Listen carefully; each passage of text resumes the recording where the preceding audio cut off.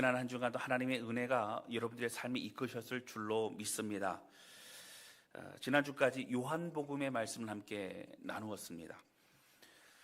오늘서부터는 이제 옥중서신의 말씀을 함께 나눌 텐데요. 원래는 에베소서부터 말씀 좀 나누고자 했다가 이렇게 이제 전체 이제 옥중서신의 연결 고리들을 함께 좀 살펴보고 연구하면서 순서가 골로새서부터 들어가면 조금 더 좋겠다라는 생각을 하게 되었습니다. 바로 그 이유는 뒤쪽에 제가 설명을 하면서 그렇게 좀 말씀을 드리고자 합니다. 그래서 골로새서, 에베소서, 빌레몬서, 빌립보서 이렇게 네 가지의 서신서를 가지고 함께 말씀을 나누게 될 텐데, 여러분 사실 이 강의 설교를 하면 설교를 준비하는 저에게 큰 기회가 됩니다. 왜냐하면 말씀을 묵상하고 깊이 볼 수 있는 그런 시간이기 때문입니다.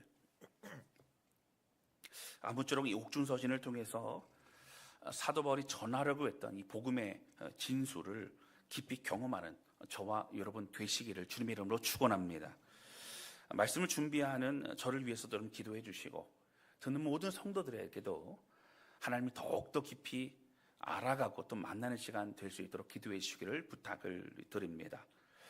오늘은 옥중서신의 특징에 대해서 좀 제가 말씀을 드리고, 그리고 골로새 본문에 있는 오늘 인사말에 대해서 말씀을 드릴 텐데, 오늘 함께 골로새 도시로, 골로새서로 함께 여행을 떠나는 우리 모두가 되시기를 바랍니다. 할렐루야. 아멘. 첫 번째 함께 나누기 원하는 것은요, 골로새서는 어떤 성경이냐고 하는 거예요. 이걸 우리가 좀 한번 살펴보고 오늘 개론적인 부분을 좀 시작하려고 합니다.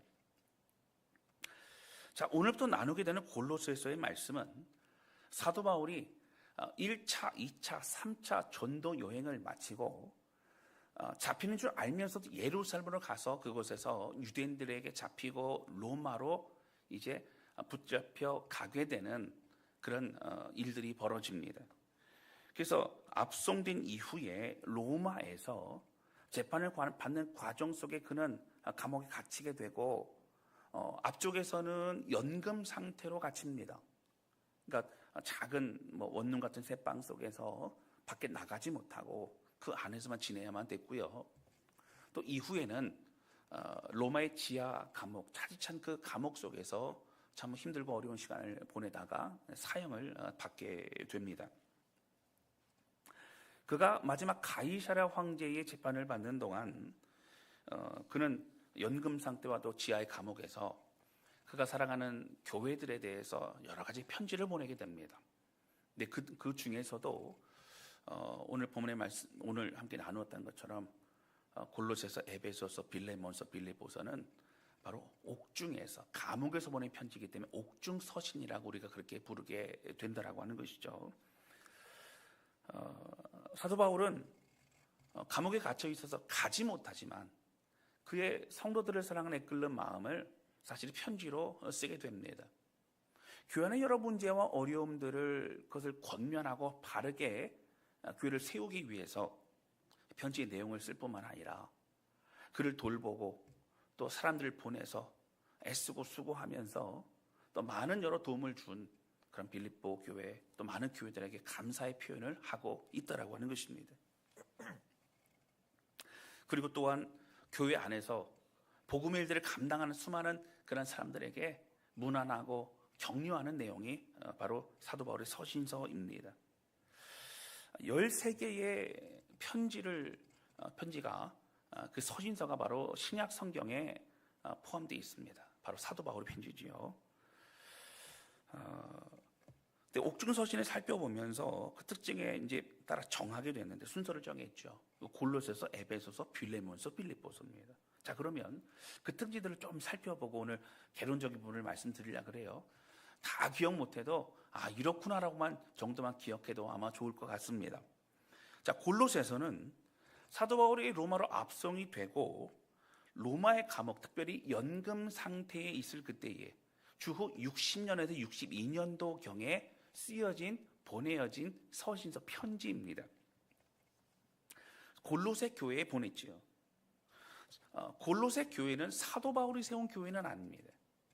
사도 바울이 여러 서신서를 썼지만 그 교회들 중에 로마 교회와 골로새 교회는 사도 바울이 세우지 않았습니다.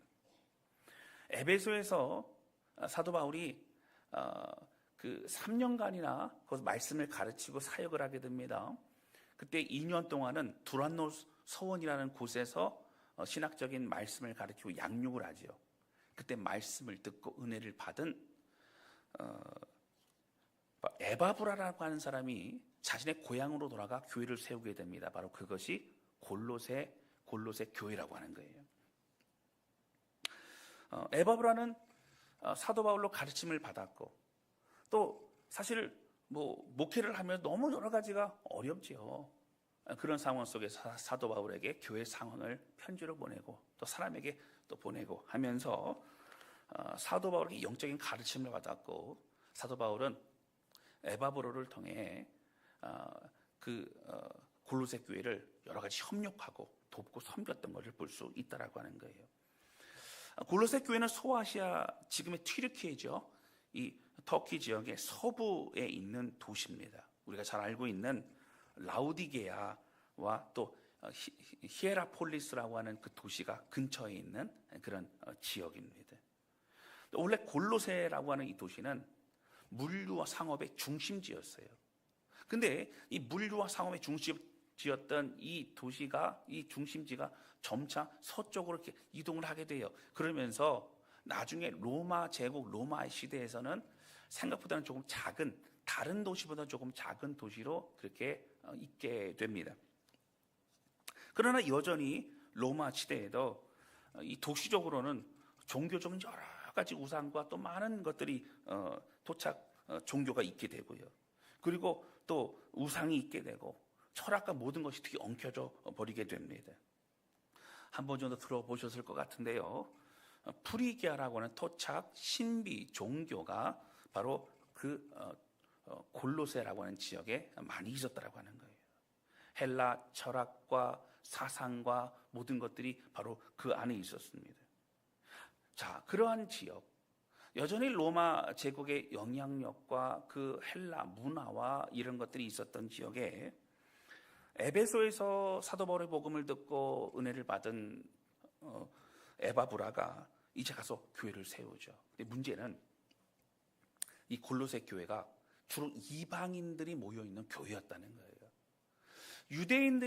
유대인이었다가 개종해서 예수 그리스도를 구주로 영접한 사람들이었다면 저도 구약의 성경을 근거로 해서 신앙생활을 할 수 있을 텐데, 아무것도 모르는, 구약도 모르고 또 어떻게 교회를 또 세워나가야 되는지 잘 모르는 사람들이 모이다 보니 그 안에 여러 가지 혼란이 있게 됩니다. 근데 그런 와중에 유대인 출신의 사람들이 교회 안으로 오게 됐어요. 그 말하기를 뭐라고 하냐면, 예수님만으로는 부족하다. 예수님 믿는 것도 좋은데 예수님과 함께 우리가 율법을 지켜야 되고 할례를 받아야 되고 또 여러 가지 얘기를 하기 시작합니다. 또 그 당시에 있었던 이방 종교들과 신비 종교들 때문에 그 안에 뭐가 들어오죠? 금욕주의가 있어야 된다는 거예요. 밥을 굶고 힘들게 하고 뭔가 괴로움을 당하고 그래야 하나님 기뻐하신다. 그런 여러 금욕주의의 잘못된 그런 것들을 말해주게 됩니다. 그리고 신비주의가 있죠.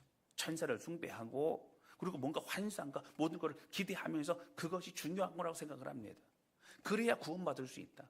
예수님만으로 구원받는 게 아니라 예수님과 함께 다른 것도 열심히 해야 구원받을 수 있다는 얘기들이 그 안에 계속적으로 퍼지게 된다라고 하는 거예요. 또 어떤 사람들은 철학적인 논리와 이해가 되지 않으면 어떤 성경의 말씀과 또 복음의 내용이 내가 이해되지 않으면 난 믿을 수 없고 나 좀 이해시켜라. 그리고 그럴 때에만이 지식으로만 주님을 받아들이는 그런 일들이 벌어지고 있었다는 거예요. 여러분, 아직 교회가 연약할 때 이런 말들은 교회 안에 오직 복음으로 시작한 성도들이 흔들리게 됩니다. 그리스도만으로는 부족하다고 생각했던 겁니다. 예수님 외에 철학, 율법, 절기, 금요, 천사, 신비, 체험 이런 것들을 좀 더 강조하기 시작하는 겁니다. 결국 이러한 상황은 예수 그리스도의 복음과 그 다른 것이 섞여버리는 혼합주의가 되고 마는 것이죠.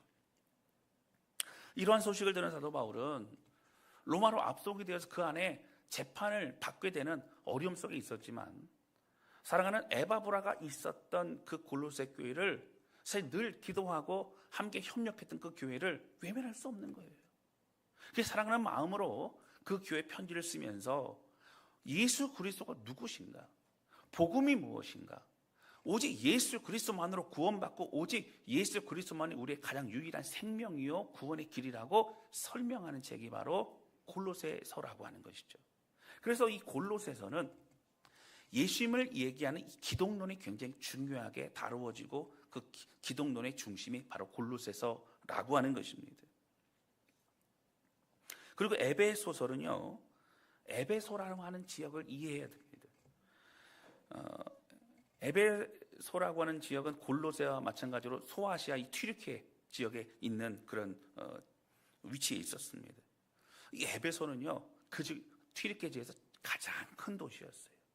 로마 제국이 이 소아시아 지역에는 가장 큰 수도와 같은 거점을 만들었던 것이 바로 에베소였습니다. 동서 교역로, 서방과 동방의 이 모든 교역로의 중심이 되었고요. 상업과 문화가 발달되게 됩니다. 여러분, 이게 뭔가 이렇게 무역만, 물건만 왔다 갔다 하는 게 아니라 모든 종교, 문화 이런 것이 다 왔다 갔다 하게 됩니다. 지금도 튀르키예 지역의 성지순례를 가보면요, 거기 뭐가 있냐면 아데미 여신의 신전이 있어요. 다 이제 무너지고 잔해만 남았는데 그 기둥 하나만도 여러분 굉장히 큽니다. 그러니까 어마어마한 신전인 것을 우리는 알 수 있다라고 하는 거예요. 여러분 사도행전 19장에는요, 우리가 이제 혹시 기억나시는 분이 있을 수 있어요. 사도 바울이 이 에베소라는 지역에 갔을 때에 큰 소요가 일어나요. 소동이 일어납니다. 그게 뭐냐면 이 에베소에는 아데미 신전이 있었어요. 아데미 신전이 사람들이 다 몰려들어서 거기서 경배하고 막 그렇게 했습니다. 근데 아데미 신전 주변에서 이 신전의 모형 그리고 아데미 신에 대한 모형을 깎아서 만들었던 사람들이 있었다라고 하는 거예요. 그 사람들이 이것을 팔아서 굉장히 큰 돈을 벌었습니다. 근데 문제는 사도 바울이 와서 복음을 전하다 보니까 사람들이 더 이상 그걸 사지 않는 거예요. 그래서 사실 여러분 이 돈의 문제는 굉장히 민감하지 않습니까? 그래가지고 사람들이 그 사도 바울을 죽이려고 하는 그런 일들이 벌어지게 되죠. 바로 그 큰 소동이 일어납니다. 사도행전 19장에서 여러분 한번 보시면 그 내용이 있더라고 하는 거예요. 또 에베소는요, 마술과 주술이 성행했어요.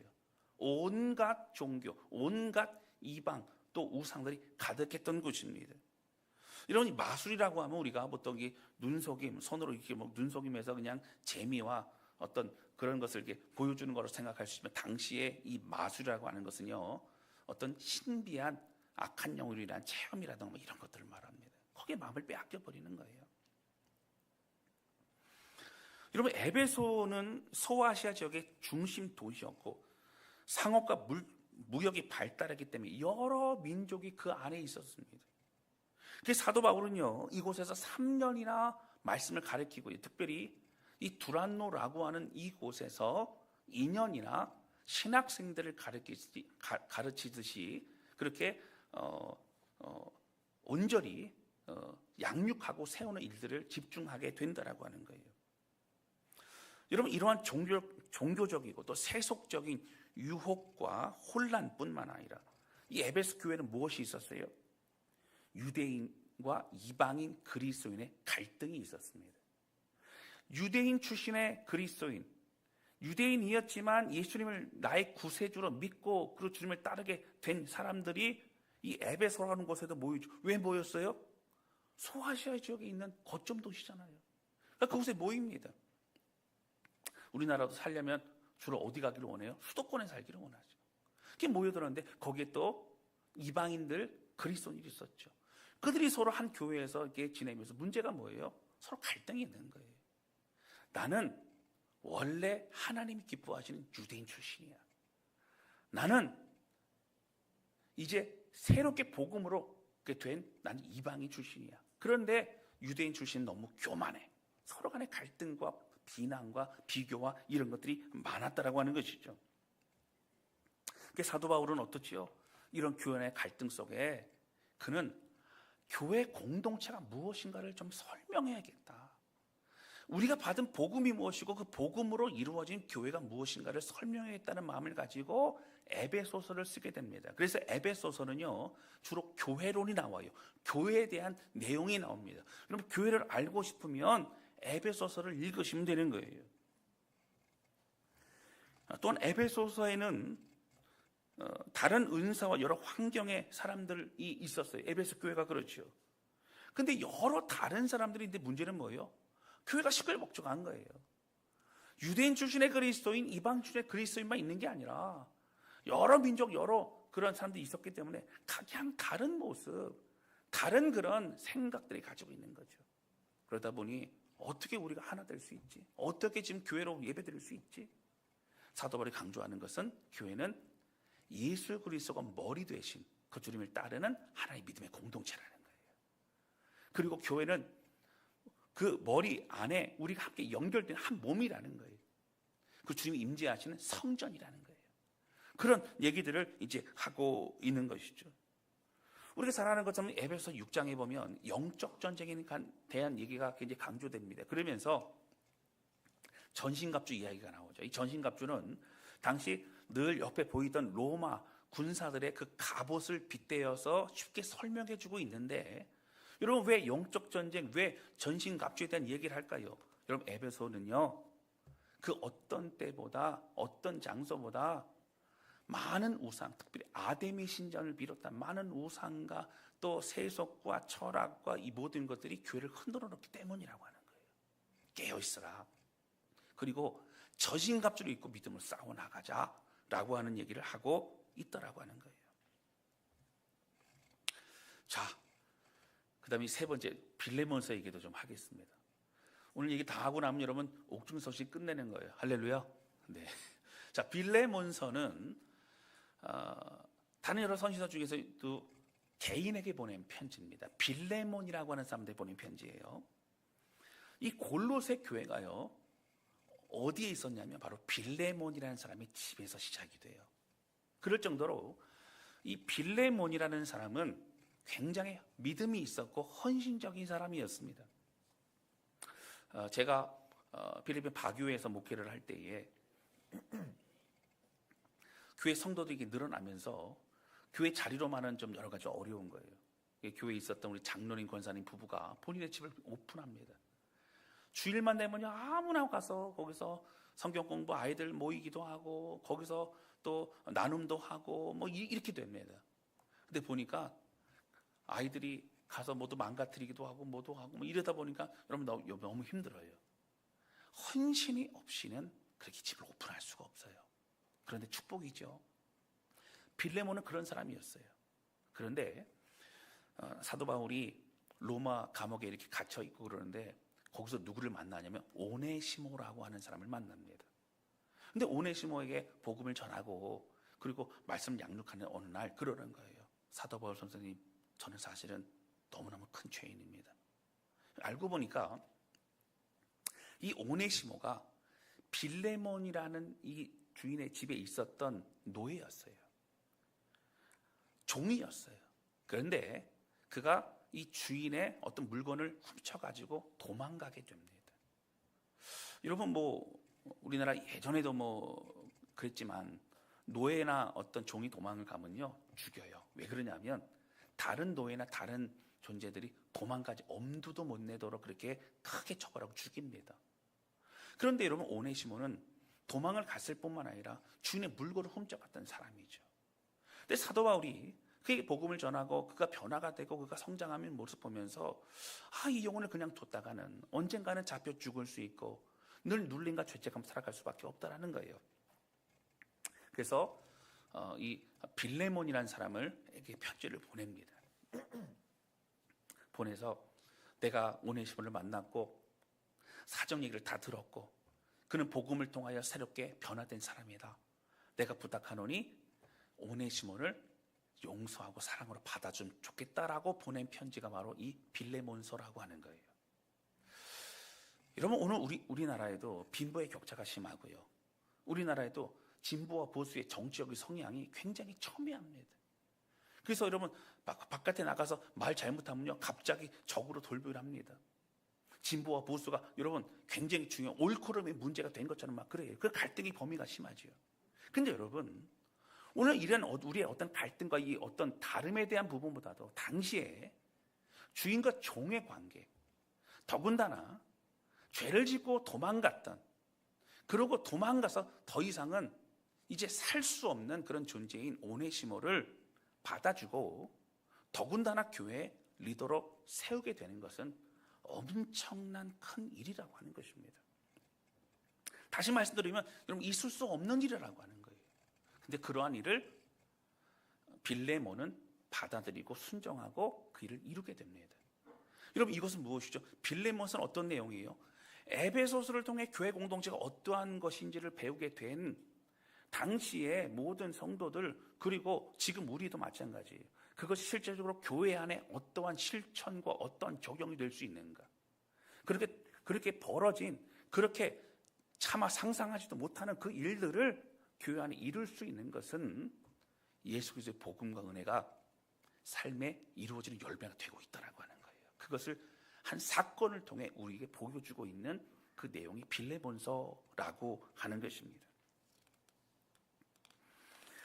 그리고 여러분 에베소서는 우주적이고 또 장대한 교회론을 말합니다. 교회는 이런 곳이고, 교회는 하나님이 예비하신 것, 예정을 통해 그렇게 우리를 통해 세워진 교회고, 교회가 하나님의 영광이 되고 성도들을 하나님의 찬송이 되게 하기 위해서 지으신 바다, 이런 얘기가 많이 있죠.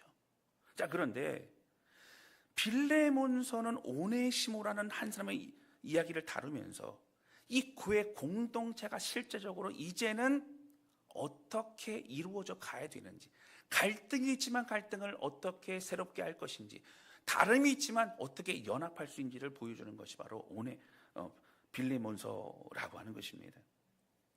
자, 그러면 빌립보서는 어떤가요? 빌립보서는 사도 바울 로마의 감옥에 있던 시기 중에 후반기가 됩니다. 후반기 때는 사실 로마의 지하 감옥에 있었어요. 너무 춥기도 하고 습하고, 여러분 뭐 음식을 제대로 주거나 움직일 수 있었겠어요? 착고에 그렇게 다리나 이게 몸이 묶여 있고 너무너무 힘들고 어려운 거예요. 여러분 그런 식의 디모데후서라든가 말씀해 보면 내가 너무 춥다, 나에게 옷을 가져다 달라, 내 주변엔 다 떠났다, 나만 홀로 남은 것 같다, 외롭다.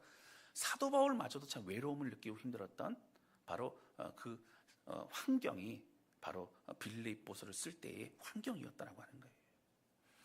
가장 힘든 시기에 사도 바울은 그를 위해 사람을 보내서 돌보게 하고 선교 헌금을 보내서 그렇게 같이 동역했던 빌립보 교회가 생각이 납니다. 그러면서 빌립보 교회에 편지를 보내서 감사의 표현을 하게 되죠. 그런데 이제 이 감사의 표현을 하면서 주로 계속적으로 빌립보서에 등장하는 단어는 뭐냐면 기뻐하라라고 하는 거예요. 여러분 예수 그리스도의 복음과 그 은혜로 세워진 교회 공동체가 고난과 핍박이 있는 거예요. 어려움이 있어요. 당시 빌립보 교회도 어려움이 있었어요. 여러분 그런데 그 예수 그리스도를 통한 그 기쁨이 무엇인지 너희는 걱정하지 마라. 갇혀있는 나를 위해서 눈물을 흘리지 마라. 나는 오히려 기쁘다. 그리고 내가 가지고 있는 기쁨을 너희도 알게 하기를 원하노라. 너희는 기뻐하라 라고 말합니다. 여러분 기쁨은요 그냥 기뻐해야 된다 한다고 기쁘지 않습니다. 여러분 기쁨의 이유를 발견하면 기뻐져요. 할렐루야. 그 사도 바울이 누리고 있는 은혜와 평강, 그 놀라운 하나님의 그 사랑을 표현하고 있는 것이 바로 빌립보서라고 하는 거예요. 여러분 복음은요 예수 그리스도에 관한 기독론인 골로새서, 그리고 그 예수 그리스도를 통하여 세워진 교회를 조금 더 설명하고 있는 에베소서, 그리고 교회 안에서 실제적으로 순종과 또 결단의 열매가 있는 그런 빌레몬서, 그런 결단 속에 이제 세상에 알 수 없는 놀라운 기쁨과 은혜를 누리며 살아가는, 로마의 감옥에서도 기뻐하라고 말할 수 있는 그 놀라운 복음의 진수, 바로 그것을 빌립보서에서 사도 바울은 성도들에게 가르치고 알게 하기를 원하고 있다라고 하는 거예요. 사랑하는 성도 여러분, 골로새서를 통해 우리는 모든 신앙과 삶의 중심이 예수 그리스도만이 우리의 모든 것 되심을 고백하시기 바랍니다. 할렐루야. 여러분, 이 세상에도요, 덧붙여서 얘기하는 굉장히 많아요. 한국 교회도 그렇고 우리도 여러분 조심해야 됩니다. 바로 그런 얘기를 골로새서 말씀을 드릴 겁니다. 에베소서를 통해 우리 교회 공동체가 어떤 것인지 우리가 더욱 알아갈 겁니다. 놀라운 하나님의 계획과 놀라운 하나님의 역사가 있는 바로 믿음의 공동체가 바로 교회 공동체고요. 그리고 고난과 고통 속에 주 안에서 감사와 기쁨이 넘치는 그런 은혜를 우리도 누릴 수 있는 시간이 되시기를 주님의 이름으로 축원합니다. 이런 구조적인 연결과 내용을 통해서 이게 쭉 이제 옥중서신을 가게 될 것인데요. 여러분 기대가 되지 않습니까? 감사해요. 이렇게 대답해 주셔서. 할렐루야. 저도 뭐 알고 있는 내용들이 있지만 더 연구하고 기도하면서 준비해 나갈 텐데, 우리 옥중서신에 대한 이 믿음의 여행을 함께 떠나보고 기도하면서 준비하는 우리 모두가 되시기를 주님의 이름으로 축원합니다. 자, 오늘 말씀 짧게 제가 두 구절만 말씀드리면 이렇습니다. 여러분, 은혜와 평강이라고 하는 인사말을 하고 있는 거예요. 여러분, 사실 오늘 두 구절에는요, 세 가지 정도의 내용이 나오는 두 가지 내용은 그냥 제가 잠깐 넘어가고 한 가지만 말씀을 드리면, 첫 번째가 바로 뭐냐면 1절 말씀이에요. 보실까요? 자, 같이 읽겠습니다. 시작. 하나님의 뜻으로 말미암아. 여러분, 여기 보시면 처음 이제 서신서를 시작합니다. 그런데 하나님의 뜻으로 말미암아 그리스도 예수의 사도된 바울이라고 나와요. 여러분, 모든 서신서에 보면 자신을 소개할 때에 나 바울은 하지 않습니다. 예수 그리스도로 사도된 바울은, 하나님의 뜻으로 사도된 바울은, 이런 하나님 또는 예수님, 아니면 하나님과 예수님으로부터 부르심을 받아서 세워진 사도라고 하는 것을 계속적으로 강조하고 얘기하고 있다라고 하는 거예요. 여러분, 이것은요, 과거 핍박 가운데 많은 그리스도인들을 그렇게 힘들게 했던 그가 예수님의 그 복음을 전하는 사람으로 쓰임 받는다는 것에 대해서 사람들이 의심하고서 믿지 않았어요. 그때에 그 사도 바울이 자신이 어떠한 존재인가를 설득하고 또 입증하기 위해서 쓴 표현이라고도 할 수 있습니다. 자, 근데 여러분, 중요한 건 뭘까요? 사도 바울은 나는 내 모든 삶의 생각과 모든 시간은 나는 예수 그리스도로 인하여 힘을 얻고 예수 그리스도로 인하여 살아가며 예수 그리스도의 뜻을 이루기 위해 내 삶을 드리고 있다고 고백하고 있는 거예요. 나는 누구인가 정체성은 나는 그리스도로 인한 그리스도의 사도된 사람이라는 거예요. 사랑하는 성도 여러분, 오늘 우리는 하나님의 사람을 믿으시기를 주님의 이름으로 축원합니다. 여러분, 우리는 무엇으로부터 어디로부터 힘을 얻어요? 예수 그리스도로부터 힘을 얻는 거예요.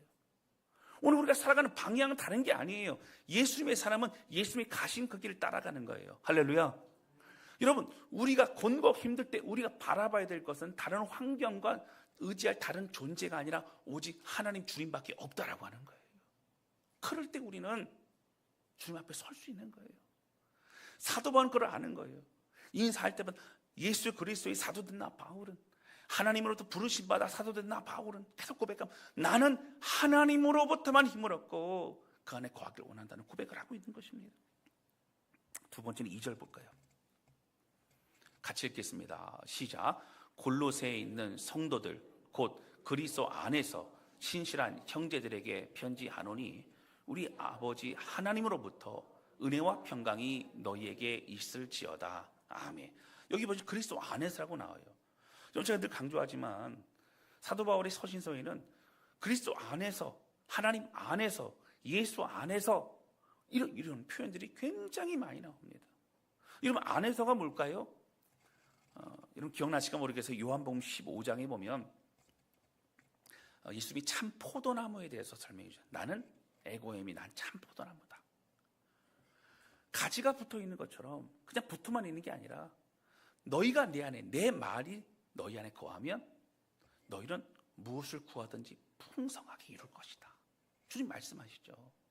이건 뭐예요? 연합을 말합니다. 여러분, 아내라고 하는 것은 그냥 거기에 내가 이제 위치해 있는 그런 정도가 아니라 영적으로 연합이 되고 연결이 되고 영적인 양식을 먹고 힘을 얻고 은혜를 받고 삶의 방향을 잡고 하는 이 모든 것을 말하고 있는 거예요. 여러분, 사도 바울은 그 안에 거하고 있어요. 자세한 그리스도 안에서의 이런 내용들은 차후에 계속적으로 말씀 나눌 거기 때문에 이 정도만 하고 넘어갑니다. 이 중요한 세 번째가 뭐냐, 바로 은혜와 평강으로 인사를 했다는 거예요. 여러분, 사도 바울의 모든 서신엔 은혜와 평강이라는 단어가 들어갑니다. 은혜와 평강이 뭘까? 여러분, 당시 헬라인들이 그 당시에 썼던 편지들의 인사말은 뭐예요? 카이레인이라는 그런 단어를 썼어요. 바로 이것은 뭐냐면 뜻으로만 볼 때는 기뻐하다, 아니면 즐거워하다, 이런 얘기예요. 이것은 인사말로 보면 이런 거예요. 오늘 좀 어떤 일이 좀 즐거우세요? 기쁜 일이 좀 요즘 뭐가 좀 있으세요? 이런 것처럼 그렇게 인사하는 것이 카이레인이라는 단어를 쓰고 있는 겁니다. 다른 모든 대부분의 사람들은 다 이 단어를 써요. 이렇게 인사합니다. 근데 사도 바울은 이 단어를 쓰지 않고 같은 어근인데 근데 다른 바로 카리스라고 하는 단어를 씁니다. 이 카리스는 은혜예요. 은혜는 뭐예요, 여러분? 받을 자격이 없는 사람이 받은 놀라운 선물을 바로 은혜라고 합니다. 다른 사람은 즐거움으로 오늘 하루가 기쁘고, 다른 사람은 조건과 상황 때문에 기쁘고, 이러한 것으로 우리가 기쁜 인생을 살고 우리가 그렇게 살아갑시다, 이런 고백인데, 오늘 하나님의 은혜로 인하여 어떠한, 하나님의 그 사랑으로 인하여 어떠한 즐거움과 기쁨을 누리고 있느냐, 여러분, 이런 얘기를 하고 있는 거예요. 그래서 카리스 휘민이라는 단어를 계속 씁니다. 붙여진 단어죠. 하나님의 은혜가 여러분에게 있기를 바랍니다. 하나님의 은혜가 여러분들에게 있기를 바랍니다. 카리스 휘민이 계속적으로 이 두 단어를 가지고 표현하고 있다라고 하는 거예요. 그런데 여러분, 이 사도 바울의 서신서에 보면 은혜와 평강이라는 이 단어가 순서가 바뀐 적이 없어요. 오늘을 보면 그렇습니다. 로마서 5장 1절 2절에 보면 여러분 이렇게 나와요. 보실까요? 그러므로 우리가 믿음으로 의롭다 하심을 받았으니 우리 주 예수 그리스도로 말미암아 하나님과 화평을 누리자. 또한 그로 말미암아 우리가 믿음으로 서 있는 은혜에 들어감을 얻었으며 하나님의 영광을 바라고 즐거워하느니라. 여러분, 모든 것은 은혜가 먼저 나와요. 하나님의 은혜로 우리가 십자가의 죄의 회복을, 이 모든 죄에 대한 회복을 받았고, 의인이라 칭함을 받았고, 하나님의 전적인 하나님의 은혜라는 거예요. 은혜가 있는 다음에 그 은혜로 인하여 하나님과 연결이 되어서 화평이 될 때에 우리 진정한 평안을 누릴 수 있다는 겁니다. 여러분, 제가 이걸 언젠가 설명한 적이 있는데 언제예요? 요한복음에 부활하신 예수님이 제자들에게 나타나실 때 뭐라고 해요? 평강이 너희에게 있을지어다. 내가 십자가의 사건과 부활의 모든 걸 이미 다 이루었다. 그렇기 때문에 너희는 하나님과 하나 될 수 있다. 하나님과 연합하고 하나 됨으로 이제 그 안에서 누리는 평강, 진정한 평강을 누리라는 거예요. 여러분, 이 평강은요, 환경 때문에 흔들리는 평강이 아니라고 말씀드렸어요. 할렐루야. 하나님으로 인하여 누리는 것입니다. 여러분, 그래서 사도 바울은 여러분 어때요? 이 순서가 있어요. 그 표를 한번 좀 보여주실게요. 이제 하나님의 은혜부터 시작해요. 하나님의 은혜. 그 다음에 뭐예요? 하나님 다가오신 거예요. 하나님 우리에게 예수님 보내주신 거예요. 하나님 우리에게 복음을 알게 하시는 거예요. 이 모든 게 하나님의 은혜예요. 그리고 나서 그리스도의 십자가를 통해 우리를 죄 문제를 해결하시면 죄상과 의롭다 하심이 있는 거예요. 여러분, 그것으로 인하여 하나님과 화목이 됩니다. 그랬을 때 하나님 안에서 진정한 평강이 있는 거예요. 그러니까 사도 바울은 이 은혜를 알았으면 좋겠다는 거예요. 그리고 그 평강을 누리라는 거예요. 로마의 감옥에 있는, 지금 골로새 교회 편지를 써도 자기 앞길이 어떻게 될지 모릅니다. 그러나 그는 은혜를 가지고 기뻐하고 평강을 가지고 누리고 있는 거예요. 바로 그것을 내가 가진 이 은혜와 평강을 골로새 교회 성도들도 누렸으면 좋겠다, 이 말을 지금 하고 있는 것입니다. 여러분, 그래서 사도 바울은 예수님의 진정한 평강이 있다고 고백을 하면서 고린도전서 15장 10절에 보면 우리가 잘 아는 말씀이 있어요. 자, 우리 같이 읽겠습니다. 시작. 그러나 내가 나 된 것은 하나님의 은혜로 된 것이니 내게 주신 그의 은혜가 헛되지 아니하여 내가 모든 사도보다 더 많이 수고하였으나 내가 한 것이 아니요 오직 나와 함께 하신 하나님의 은혜로라. 아멘. 할렐루야. 여러분, 사도 바울이 다른 사람보다 더 많이 수고했대. 이거는 사실이에요. 팩트예요. 근데 내가 한 것이 아니라는 거예요. 하나님의 은혜가 나를 하게 하셨다는 거예요. 하나님이 역사하셨다는 거예요. 바로 그게 은혜예요. 그리고 그 은혜 안에 거할 때에 진정한 세상이 빼앗을 수 없는, 여러분, 사도 바울의 사역을 쉰 적이 없습니다. 사도 바울이 두렵고 힘들어서 낙심했다고 하는 시간이 없어요. 그가 계속적으로 그 주의를 감당할 수 있었던 것은 그는 하나님으로부터 힘을 얻고 평강을 누리고 있었기 때문이라고 하는 거예요. 사랑하는 성도 여러분, 로마의 감옥에서 은혜와 평강을 얘기하는 사도 바울의 마음은 지금 오늘 우리 이 땅 가운데 살아가면서 내가 지금 염려와 근심과 원망과 낙심과 좌절의 우리의 생각을 뒤바꿀 수 있는 놀라운 하나님의 역사하심이라는 거예요. 그 비밀을 알기를 원한다라고 사도 바울은 고백하고 있습니다. 여러분, 이 평강을요, 헬라어로는 에이레네라고 하는 단어를 쓰고요, 또 히브리어로는 샬롬이라고 합니다. 그래서 여러분, 유대인들은 지금도 인사할 때 뭐라 그래요? 샬롬, 샬롬 합니다. 그리스도의 그 평강이, 그러니까 하나님의 평강이 있기를 원한다, 그런 거죠. 여러분, 오늘 우리도요, 하나님으로부터 오는 이 평강을 누리는 우리 모두가 되시기를 주님의 이름으로 축원합니다. 여러분, 빌립보서 4장 7절에 보면요, 이런 고백이 있죠. 자, 같이 읽겠습니다. 시작. 그리하면 모든 지각에 뛰어난 하나님의 평강이 그리스도 예수 안에서 너희 마음과 생각을 지키시리라. 아멘. 여러분, 이 평강은요, 마음이 지켜져야 누리는 게 아니고요, 평강, 주님과의 관계가 연합이 되어서 평강 가운데 있으면 우리의 마음은 흔들리지 않는다는 거예요. 이 평강을 가지고 있는 사람들은요, 감사가 나와요. 이 평강을 가지고 있는 사람이 진짜 기쁨이 넘치게 된다라고 하는 것입니다. 사랑하는 성도 여러분, 은혜는 하나님으로부터 내려오는 것이고요, 평강은 그 은혜를 받은 내 영혼에 이루어지는 것이에요. 여러분, 은혜는요, 원인이고요, 평강은 결과예요. 다시 말씀드릴게요. 은혜는 하나님으로부터 나에게 내려오는 것이고요, 여러분, 평강은요, 그 은혜를 받은 내 안에 이루어지는 것입니다. 은혜는 원인이고 평강은 결과입니다. 은혜는 하나님의 주권적인 행동이고 평강, 그 은혜를 받은 우리 인간의 상태예요. 그리고 은혜는 구원의 시작이고요, 평강 구원의 열매입니다. 그래서 이 복음의 진수, 오늘 은혜와 평강으로도 사도 바울은 고백하고 있다라고 하는 거예요. 사랑하는 성도 여러분, 믿음의 삶을 살아가다 보면 때로 두려움, 걱정, 근심, 거기로 휩싸이다 보면 낙심이 돼요. 좌절이 돼요. 에라 모르겠다, 내 인생 망한 것 같다, 여러 가지 참 어려워요.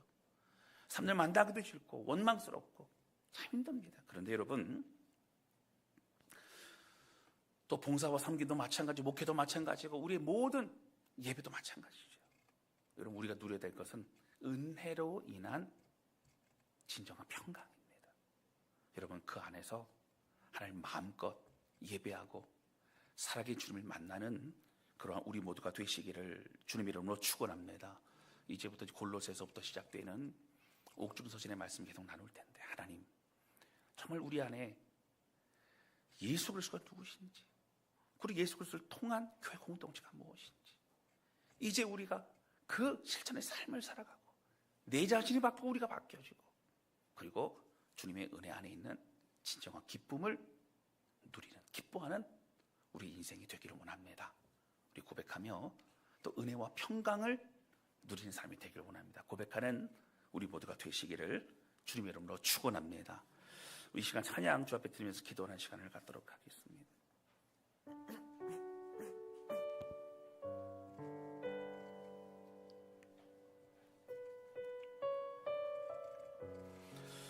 여러분, 이 찬양은 아까 함께 나누었던 사도 바울의 고백으로 인한 찬양이죠. 나의 나 된 것은 하나님의 은혜라. 끊임없이 하나님 이거 해결해 주셔야 됩니다. 하나님 이거 주셔야 됩니다. 하나님 이거 이렇게 인도해 주셔야 됩니다. 늘 고백하는 우리가 아니라 내 모든 인생을 하나님 날 책임져 주시고 계십니다. 지금도 그렇습니다. 다시 내어 맡깁니다. 나의 모든 하나님의 은혜였습니다. 그리고 지금도 은혜입니다. 이 찬양 부르면서 함께 고백하며 나가는 시간 되기를 원합니다.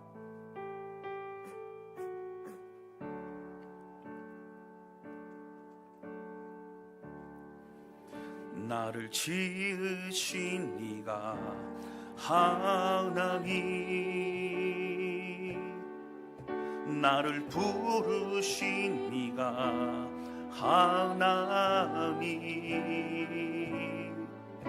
나를 보내신 니도 하나님, 나의 나 된 것은 다 하나님 은혜라. 나의 달려갈 길 다 갈도록 나의 마지막 곳 나의 마지막 곳 다하도록 나로 그 십자가 품게 하시니 나의 나 된 것은 다 하나님 은혜라.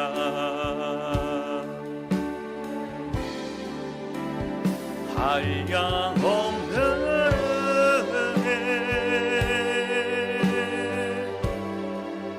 갚을 길 없는 은혜,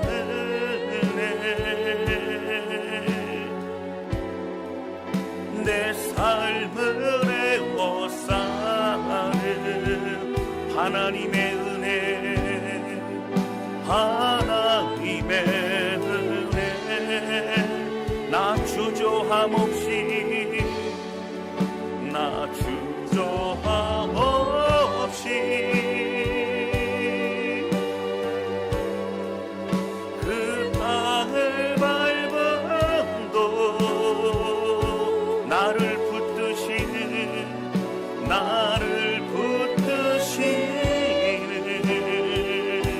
하나님의 은혜, 하나님의 다시 한번 고백합니다. 한량없는 은혜,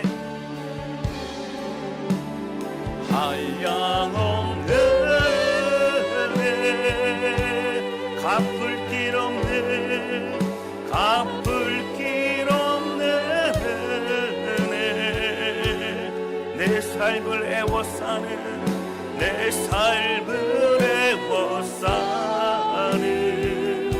하나님의 은혜, 하나님의 은혜.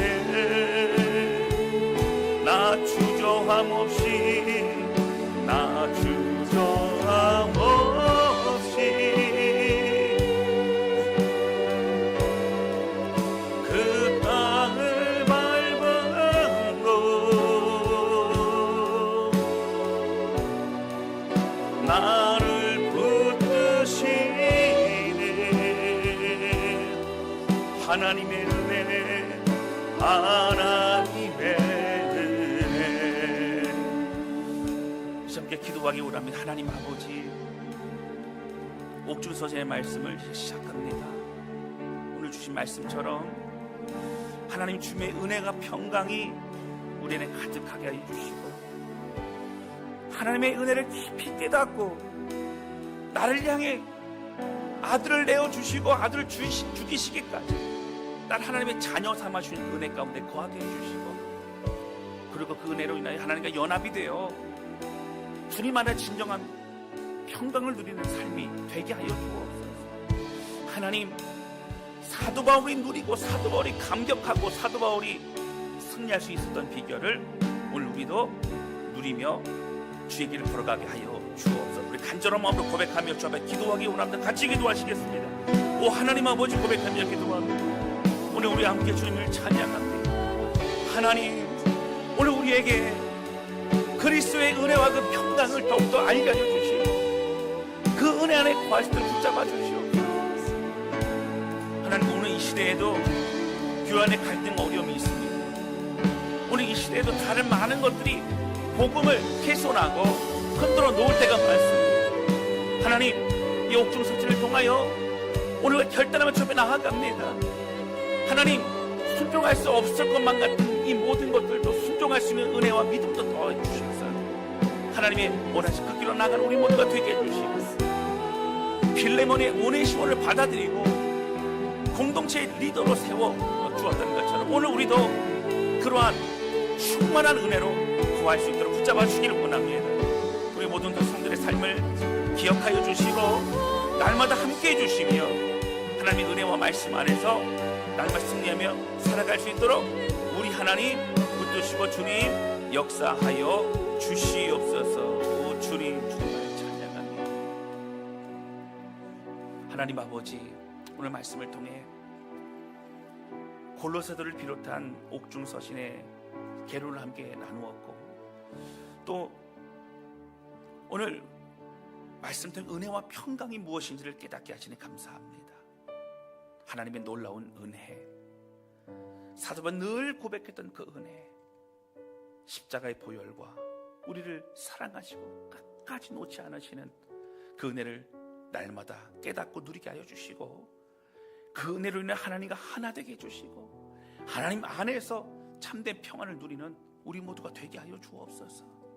신실하신 하나님을 붙잡고 믿음의 길을 걸어가게 해주시고 이제는 믿음으로 용기 내게 해주시고 하나님 원하시는 그 사명의 길, 은혜의 길을 걸어가는 우리 모두가 되게 하여 주옵소서.